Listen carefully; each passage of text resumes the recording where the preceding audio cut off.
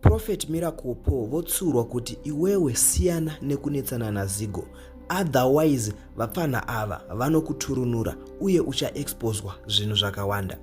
Muri yeZimbabwe kusangana kwatiri kuita zvakare pachannel ino, channel yeZim Witness TV, yandinodzoka nema-updates akasiyana-siyana, uye ndinoti kana kari kekutanga kusvika pano ingobayawo button rekusubscribe, then turn on the notification bell kuitira kuti iwewe usarasikirwe neevery update yandinodzoka nayo pano nguva nenguva. Bishop Kevin Nyamakanga vatsura ivo Prophet Miracle Paul vakati siyana nevapfana ava, siyana naZigo nekuti vachakuexposa zvakavanzika zvose zvikabuditswa pachena. Bishop Nyamakanga vazvitaura izvi after Prophet Miracle Paul vasuwa ivo Zigo kuti akandishatisa zita rangu, so anofanira kubhadhara $100,000 pamwe chete nekuya kuzokumbira ruregerero, nekuti Zigo akataura akati Prophet Miracle Paul ndi fake prophet, havasi prophet vemashua. So muri yeZimbabwe, I'm going to play you video raBishop Kevin Nyamakanga vachitsura Prophet Miracle Paul. So muri yeZimbabwe, uchinge wapedza kuona video iri, ngatisangane mucomment section. Haleluya hama dzinodikana. Miracle Paul unokwekweredzana naZigo, munhu wamufundisi ari kuti akadanwa naKristu, woti wokwekweredzana naZigo. Iwewe, you are on top of the mountain like Moses, but you are coming down past. Pawakaenda court wakatokanganwa kuziva kuti you are a man of God.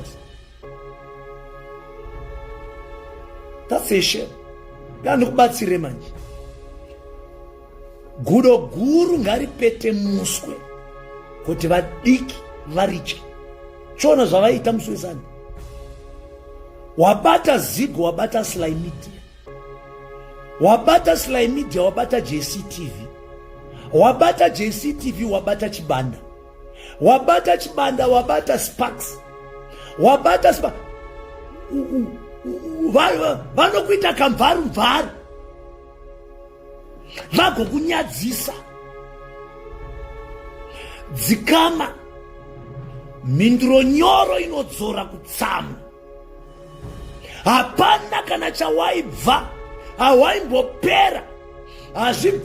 Hazvaimbokubvisira anointing kuti nekuti Zigo azonditi ndiri fake.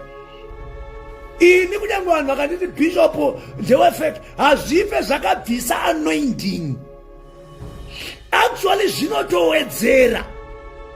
Vanhu vakati Zigo azonditi ndaitamba rumba. Rumba yacho hauna kutamba here? Hauna here kutamba rumba? Munorambirei nepast yenyu?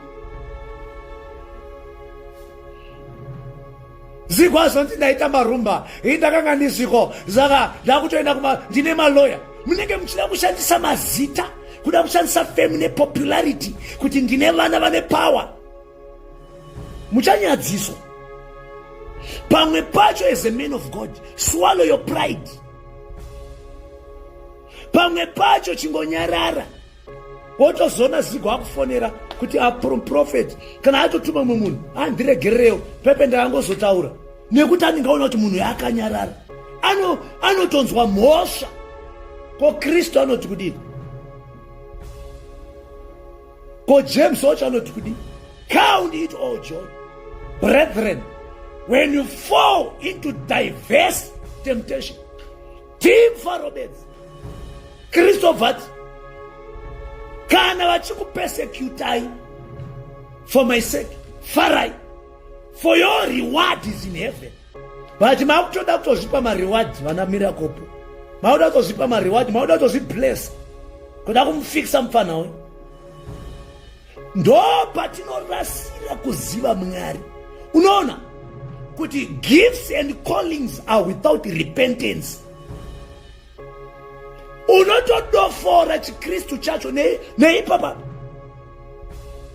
Nezuro waikwekweredzana makandiwa. Azodai makandiwa ndinosimudza marata.